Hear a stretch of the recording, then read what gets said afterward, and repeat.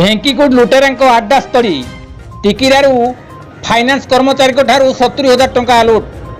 घटगाँ थाना ढेंकुट फांडी अंचल चोरी लुट नीतिदिनिया घटना होईछि। सप्ताहक तले नाबार्ड फाइनान्स कर्मचारी सीताबेंज रेलवे स्टेशन निकटर लक्षाधिक टंका लुट होता बेले आज अपराह्न ढेंकुट पंचायत टिकिरागिरी निकटर फाइनान्स कर्मचारी को मरणांतक आक्रमण कर 70,000 टंका लुट होईछि। दुई लुटेरा मुहरे मुखा पिंधि सूचना मिली।